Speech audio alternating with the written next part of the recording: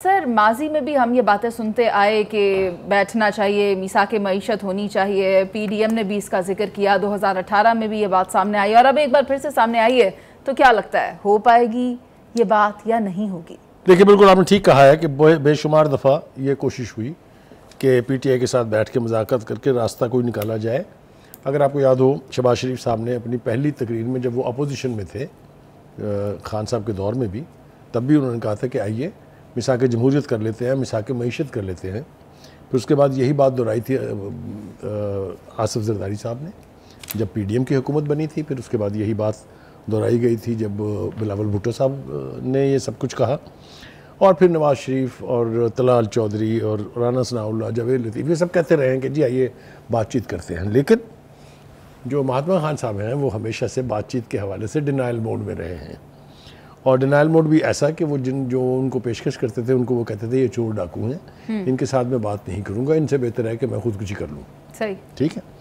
लिहाजा ये बात तो तय हो गई कि उनकी अना जो है वो हमेशा उनके आड़े आई है और मुज़ाकरात सियासतदानों से करने की उन्होंने कसम खाई हुई है कि मैंने नहीं करने, कर लो जो करना है। ठीक है। अब ये रवैया सियासी तो नहीं है। अब उसकी बहुत सारी वजूहात जो है वो हम रिकॉल कर लेते हैं।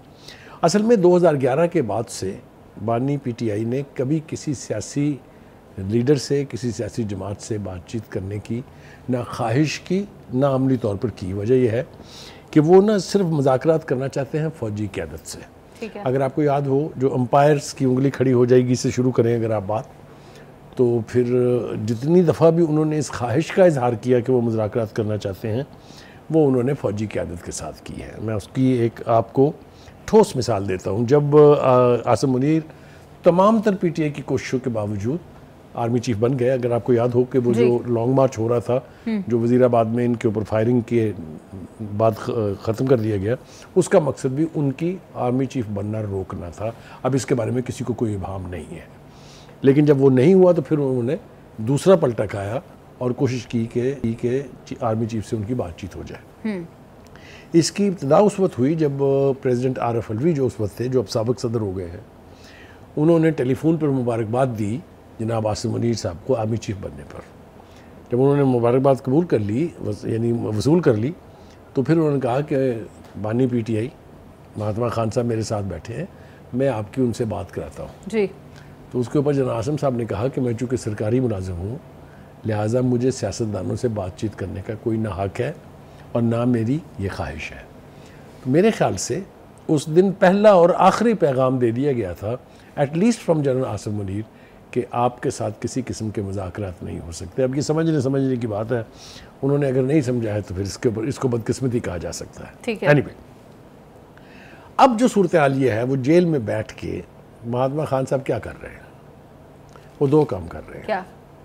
एक तो शरंगेज़ी फैल रही है, वो जोड़ इंतशार तोड़ भी कर रहे खान, हैं। कोई इंतशार खान कह ले उसको, कोई उसको शरंगेज़ी कह ले, जो मर्जी नाम दे ले, और वो तुले हुए हैं इस बात के ऊपर कि चैन से मैंने नहीं बैठने देना। अगर आपको याद हो, 8 फरवरी के इंतखाबात के बाद उन्होंने कहा था ना हम पार्लियामेंट को मानते हैं, ना हम हुकूमत को मानते हैं, ना हम ये निज़ाम चलने देंगे। ये बाकायदा उनका स्टेटमेंट है। और भी उमर अयूब के डिमांड्स भी आप देख लें, उनको देखते हुए तो यही लगता है। उन तक भी आएंगे।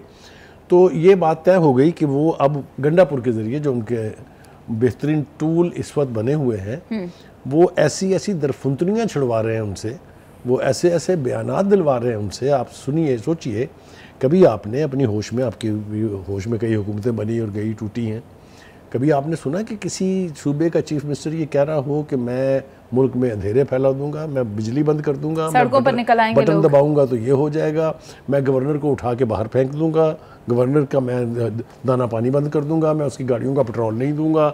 ये इस किस्म की बेमानी गैर सियासी गुफ्तगू कभी आपने पहले सुनी है? नहीं सुनी। मैं आपको यकीन से दिलाता हूँ कि इस तरह की गुफ्तगू कभी किसी चीफ मिनिस्टर ने नहीं की है। दूसरी बात यह है कि अली अमीन गंडापुर साहब जो है हफ्ते में 2 बार जाके उनको जेल से मिलते हैं, नई हिदायत लेके वो बाहर आते हैं और फिर नई दरफुंतनियाँ छोड़ते हैं।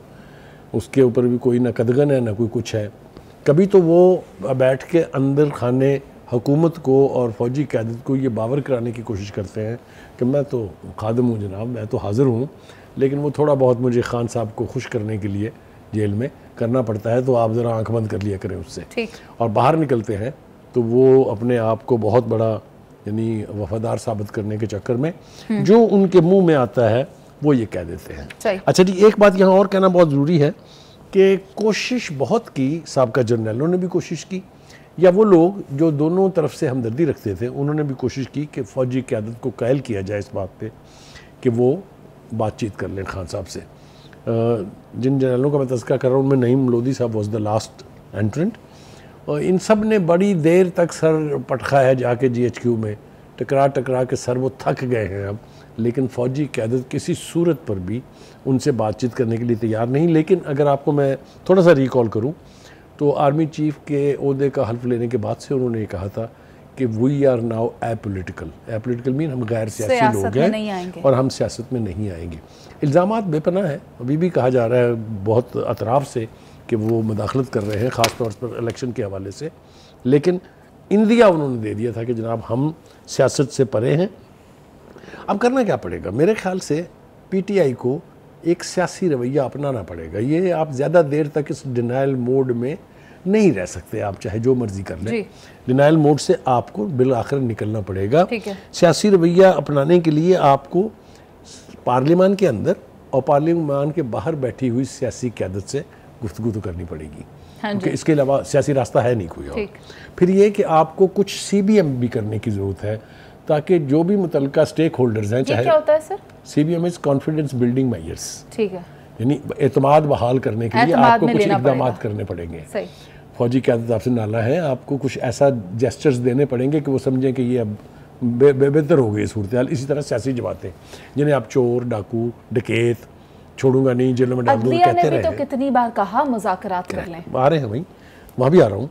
तो मतलब कहने का ये है कि आप कुछ ऐसे जेस्चर्स दें कि सियासतदान, फ़ौजी क़यादत और अदलिया भी ये तस्लीम करने पर मजबूर हो जाए कि आप वाक़तन बातचीत करना चाहते हैं, आप वाक़तन इन मसाइल का कोई सियासी हल चाहते हैं। लेकिन ऐसा जो है वो अब तक नहीं हुआ है। दूसरी बात ये कि मेरे ख्याल से अब PTI को ये इदराक हो जाना चाहिए कि मुल्क में हालात के एतबार से बहुत कुछ तब्दील हो गया है। आप देखिए, महंगाई में कमी हुई है, कोई दो राय नहीं है इसके बारे में। इंटरनेशनल अरीना में जहाँ आइसोलेशन की कैफियत थी वो बेहतर हुई है। इंटरनेशनल फाइनेंशियल इंस्टीट्यूशंस के साथ जो हमारी कुट्टी थी वो बेहतर हुई है। स्टॉक एक्सचेंज जो है वो तारीख रकम कर रही है एक नई, इस वक्त वो दुनिया भर की नंबर 1 स्टॉक एक्सचेंज है, इसलिए कि वो बैरियर क्रॉस कर गई हुई है जो अल्टीमेट गोल होता है किसी भी उसका। और दूसरी बात यह है कि बीमार इदारों की निजकारी का अमल जो है वो तेज़ हुआ है। असल में जो बात समझ आनी चाहिए वो ये है कि इस वक्त मेरे ख्याल से हुकूमत और फ़ौजी क़यादत मिल के SIFC के तहत मुल्क को चलाना चाह रहे हैं और यकीनी बनाना चाहते हैं कि गैर मुल्की और अंदरूनी सरमायाकारी भी हो, जो बीमार इदारे हैं उनकी निजकारी का अमल तेज़ हो। ये सब कुछ अब निमिश्ता दीवार है। मेरे ख्याल से ये पढ़ लेना चाहिए कि सूरत हाल अगर बेहतरी की तरफ जा रही है तो आपके फिर ऑप्शंस और कम पड़ जाते हैं, तो आपको इसके लिए सियासी रास्ता जो है वो ढूंढना पड़ेगा। सर SIFC को लीड कौन कर रहा है? SIFC को लीड कौन कर रहा है? देखिए, FIFC को लीड तो प्राइम मिनिस्टर ही कर रहा है, लेकिन उसमें जो नई बात है वो ये है कि इस वक्त फ़ौजी क़यादत भी ऑन बोर्ड है। यही मैं चाहती थी सुनना आपसे। बिल्कुल ठीक है, आप मुझसे ये कहलवा है, लेकिन फिर मुझे ये भी कहने दें कि ये वही फ़ौजी क़यादत है ना जिसके बारे में हज़रत साहब ने 4 साल इक़्तिदार में वज़ीर आज़म रहने के बाद ये कहा था कि मुल्क तो जनरल बाजवा और जनरल फैज़म ही चला रहे थे, मैं तो डमी था, मैं तो बैठ के तमाशा देखता था। तो उस वक्त क्या खूबी थी उनमें जो आज के लोगों में नहीं है। अगर ये हम मुद्दा मान लें जो वो कह रहे हैं या जो मुझसे आप कहलवाना चाहती थी, तो उसके जवाब में ये जवाब गज़ल है। दूसरी बात ये है कि इस वक्त ये सोचा जा रहा है कि अगर PTI के जो बानी है वो जेल से बाहर आ जाते हैं तो क्या होगा। जो एक पॉलिटिकल जिसको कहते हैं ना पॉलिटिकल पल्स ये कहती है कि वो बाहर आएंगे, धरनों की सियासत फिर शुरू होगी, एहतजाजी मार्चेस फिर होंगे, इस्लामाबाद पे फिर चढ़ दौड़ा जाएगा। 2 दफ़ा पहले कोशिश हो चुकी है, आपके सामने है ना, कोई हवा में तो बातें नहीं है। बाहर कितनी देर धरना लगाया रखा, शहर को जिस तरह आग लगाई थी वो भी आपके सामने, ये सारी सब चीज़ें जो हैं वीडियोस के ऊपर मौजूद हैं। क्या इसकी इजाज़त दी जाएगी? आपको याद होगा हुकूमत ने भी और फ़ौजी क़यादत ने भी कहा था कि ये अमल अब दोहराने नहीं दिया जाएगा। लिहाजा जब भी कभी वो जलसे की बात करते हैं दफ़ा 44 लग जाती है आपके सामने, सेक्शन 144। अच्छा जी, बात यह है कि अभी तो वो अदालतों में पेश हो रहे हैं इसलिए कि जेल में हैं, वहीं अदालतें लग रही हैं, वो अगर बाहर आ जाते हैं तो फिर उनको जेल में ले जाने की जिसारत कौन अदालतों में ले जाने की जिसारत कौन करेगा, ये सोचना पड़ेगा। इसलिए कि अगर आपको याद हो, लाहौर हाई कोर्ट भी गए थे वो पेशी के लिए, क्या हुआ था, जुडिशल कॉम्प्लेक्स में गए थे पेशी में, क्या हुआ था, सुप्रीम कोर्ट में क्या हुआ था, याद है ना सब कुछ ही आपको। तो यही सब कुछ फिर दोबारा होगा। ये कुछ लोगों का कहना है जो ये एंटिसिपेट कर रहे हैं कि वो बाहर आ जाएंगे तो फिर क्या होगा। खैर कहते तो ये वो खुद भी थे कि अगर आप मुझे यहाँ बुलाएंगे तो ये सब दोबारा होगा। आपको तो पता है कि क्या हुआ था। बिल्कुल ठीक है, ये आप बिल्कुल ठीक कह रही हैं।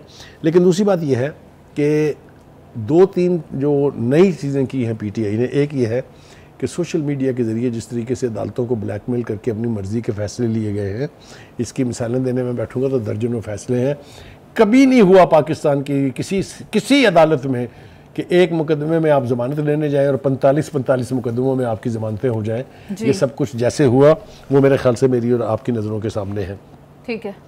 दूसरी बात यह है कि एज ए जर्नलिस्ट और as a citizen of Pakistan we are not against कि जी आप जो बानी पीटीआई उनको जेल में रखें जी। हम ये चाहते हैं और हमें ये कहना चाहिए कि जो भी मुकदमात हैं गलत है तो उड़ा दें, सही है तो फिर खुल के उसके फैसले करें। ठीक है। ये जो पेंडेंसी चल रही है ना इतनी देर से, अगर आप पीटीआई वालों से पूछें तो वो कहते हैं कि जी हमें वो चूंकि जेल में रखना चाहते हैं, इसलिए वो कोई ना कोई नया केस बना के तैयार कहते हैं इंतकामी सियासत, इसका नाम दिया जाता है।